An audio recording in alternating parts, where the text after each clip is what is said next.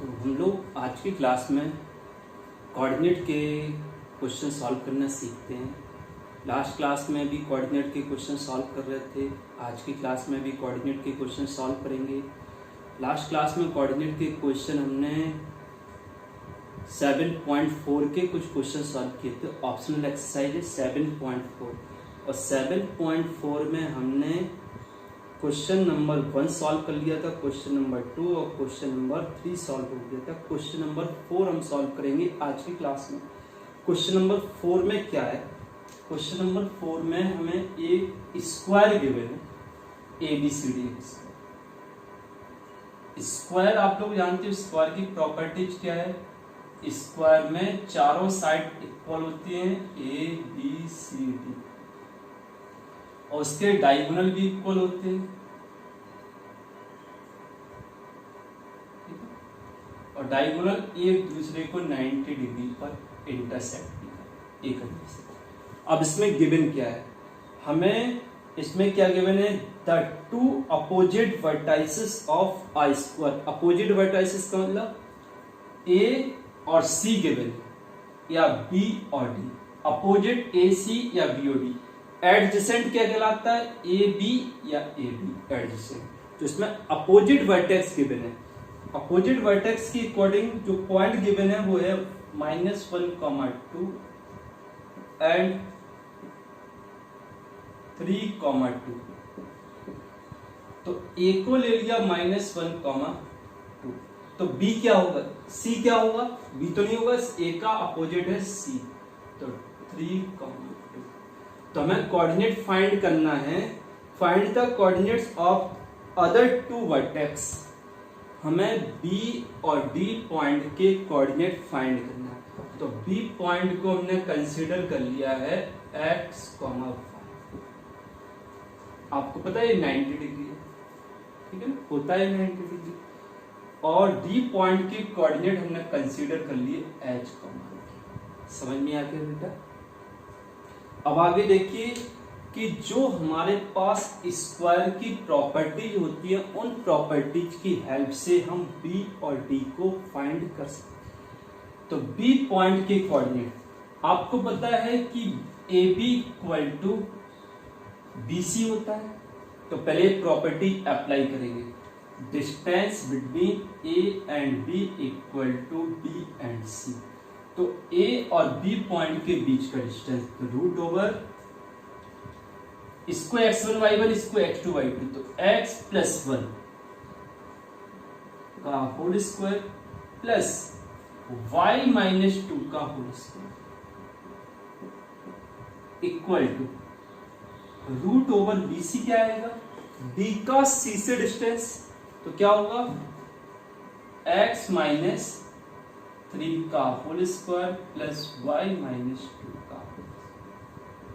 अब आपको पता है ये दोनों इक्वल है, तो स्क्वायर करेंगे तो रूट कैंसिल हो जाएगा, तो हम स्क्वायर करके रूट कैंसिल कर सकते हैं।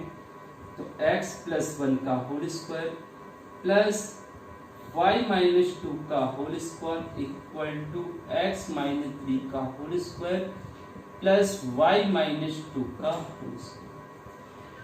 इधर y - 2 का होल स्क्वायर से y - 2 का होल स्क्वायर कैंसिल हो जाएगा। क्या बचा हमारे पास? x + 1 का whole square equal to x - 3 का होल स्क्वायर। इसका x कैंसिल करो तो x² + 1 + 2x, x² + 9 - 6x, यही होगा। तो ध्यान दीजिए x² से x² कैंसिल हो जाएगा। अब x की वैल्यू फाइंड करने के लिए x वाले टर्म एक साथ ले लो, तो इधर पर 2x + 6x इक्वल टू 9 - 1, तो इधर आएगा 8x = 8, तो x की वैल्यू 5। समझ में आ गया? अभी x 1 आया, अभी y फाइंड करना है।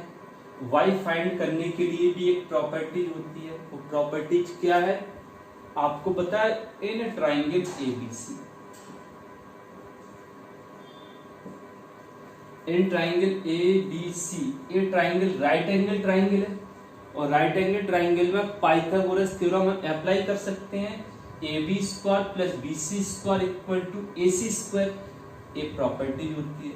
तो AB square plus BC square equal to AC square, ये प्रॉपर्टी हम अप्लाई करेंगे जिससे हमें y की वैल्यू मिलेगी। x तो यहाँ फाइंड कर लिया, इसको हम सिंप्लीफाई करेंगे तो इधर पर जो भी हमारे पास फॉर्मेट आएगा उस फॉर्मेट में x की जगह हम 1 पुट कर देंगे, ठीक है। अब सॉल्व करो। अब देखो इधर ध्यान दीजिए, हमारे पास ए बी स्क्वायर, तो a का b से डिस्टेंस और स्क्वायर है, तो पहले a का b से distance root over x plus 1 का whole square plus y minus 2 का होल स्क्वायर, a भी निकाल दिया।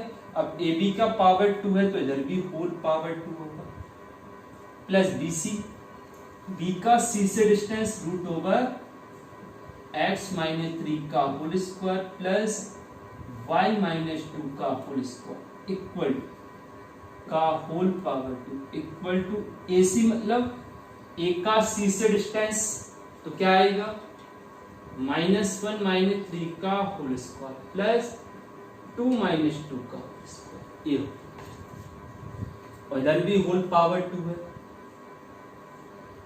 समझ में आ गया। हमने क्या किया कि जो डिस्टेंस थे ए बी बी सी और ए सी, वो डिस्टेंस निकाल के उन सभी का स्क्वायर कर, अब सभी के ऊपर पावर 2 है तो सबके रूट कैंसिल हो जाएंगे, तो रूट कैंसिल कर दीजिए सभी के। तो इसका रूट कैंसिल करो तो इधर आएगा x प्लस 1 का whole square plus y minus 2 का whole square plus x minus 3 का whole square plus y minus 2 का होल स्क्वायर इक्वल टू इधर -4 का होल स्क्वायर, वो तो हो जाएगा 0। आगे समझो, अब इसे हम सॉल्व करेंगे।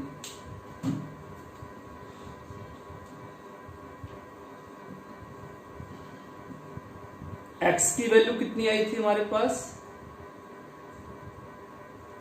x की वैल्यू 1 आई थी, ठीक है। इधर देखो x प्लस 1 का whole square x square plus 1 plus 2x, इसका whole square y square plus 4 minus 2y, इसका whole square x square plus 9 minus 6x। काम करो, x की वैल्यू ही पुट कर दो, x इक्वल टू 1 पुट करो, इधर क्या हो जाएगा 2 का स्क्वायर, इसका एक्सपेंशन करो y स्क्वायर प्लस 4 माइनस 2, इधर भी x की वैल्यू 1 पुट करेंगे तो 1 माइनस 2, तो 1 माइनस 3 माइनस 2 हो जाएगा, और plus y square plus 4 minus 4, इधर 4y इक्वल टू -4 का स्क्वायर 16, तो 2 का square 4, y square plus y square 2y square minus 4y और माइनस का 4y माइनस का 8y, और इधर पर 2 का स्क्वायर, इधर 4, 2 का स्क्वायर प्लस 4 प्लस 2 का स्क्वायर 4 और प्लस 4 इक्वल टू 16, तो इधर आएगा 2y square minus 8y plus 16 equal to 16, इससे कैंसिल हो गया, तो इसमें 2y कॉमन ले लो, तो y माइनस 4 इक्वल टू 0, तो y की वैल्यू 0 और y की वैल्यू, तो y की वैल्यू 2 आ गई, ठीक है ना। इतना समझ में आ गया। अब आगे ध्यान दीजिए, तो पहली कंडीशन x कितना आया 1 और y कितना है 0, तो B पॉइंट के कोऑर्डिनेट क्या होंगे 1, 0। अब हमें B पॉइंट के कोऑर्डिनेट फाइंड करना है, तो जो हमारे पास एक P है वो AC का मिड पॉइंट है और वही BD का मिड पॉइंट है, तो दोनों एक ही डायगोनल के मिड पॉइंट हैं, एक ही स्क्वायर के डायगोनल के मिड पॉइंट हैं, तो दोनों के अकॉर्डिंग जो मिड पॉइंट की कोऑर्डिनेट आएगा P ऑफ AC के according equal to P of BD के अकॉर्डिंग, क्योंकि दोनों एक ही पॉइंट के कोऑर्डिनेट है बट दोनों अलग अलग कंडीशन के अकॉर्डिंग आ रहे हैं। P आ रहा AC के अकॉर्डिंग, इधर P आ रहा BD के अकॉर्डिंग, तो दोनों अलग अलग कंडीशन के अकॉर्डिंग आ रहा है, बट दोनों एक ही पॉइंट के कोऑर्डिनेट है, इसलिए इक्वल होंगे। तो AC के according -1 plus 3/2 comma 2 plus 2/2 equal to PBD के according x plus h/2। x की वैल्यू कितनी है, ये तो आ गया कोऑर्डिनेट 1, 0 आ गया, तो 1 प्लस h/2, 0 प्लस k/, ठीक है। अब आपको पता है जब दो पॉइंट के कोऑर्डिनेट इक्वल होते हैं तो दोनों के x वाले टर्म को इक्वल कर देते हैं, x कोऑर्डिनेट को इक्वल कर देते हैं, और दोनों के y कोऑर्डिनेट को इक्वल। तो देखिए, तो इधर आएगा -1 प्लस 2, इसको इक्वल करो तो -1 प्लस 3/2, ये किसके इक्वल होगा, 1 प्लस h/2 के, ठीक है। और दूसरी कंडीशन 2 प्लस 2, इसको लिख दो 4/2, इधर भी थोड़ी सा सॉल्व कर दो, 2/2, उधर आएगा 4/2 इक्वल टू 0 प्लस k/2, इससे कैंसिल हो गया। एक काम करो, इसको इससे कैंसिल कर दो, इधर इसको इससे कैंसिल कर दो, तो 2 इक्वल टू 1 प्लस h और 4 इक्वल टू k। तो h की वैल्यू 1 और k की वैल्यू, तो हमें D पॉइंट के कोऑर्डिनेट मिल गए हैं 1, समझ में आ गया। आगे देखिए, यदि हम y को 4 कंसीडर करेंगे, दूसरा केस क्या लेना है आपको, x इक्वल टू 1 और y को 4 लेना है। तो यहां पर y की जगह 4 आ जाएगा, जब यहां 4 आएगा तो उसके अकॉर्डिंग आंसर क्या होगा, उसके अकॉर्डिंग यहां पर 4 आएगा तो 1, 0 होगा। यदि x को 1 लिया, y को 4 लिया, तो इस केस के अकॉर्डिंग h, k आपके आएंगे 1, 6, ठीक है। सॉल्व करके देखना। तो ये क्वेश्चन समझ में आ गया। तो इस क्वेश्चन को आपको इसके आगे वाला पार्ट, केस सेकंड वाला, x इक्वल टू 1 और y इक्वल टू 4 लेके सॉल्व करेंगे, तो उसमें h k की वैल्यू 1, 0 आएगी। तो ये समझ में आ गया। एक क्वेश्चन एक बार खुद से प्रैक्टिस करना है, ठीक है।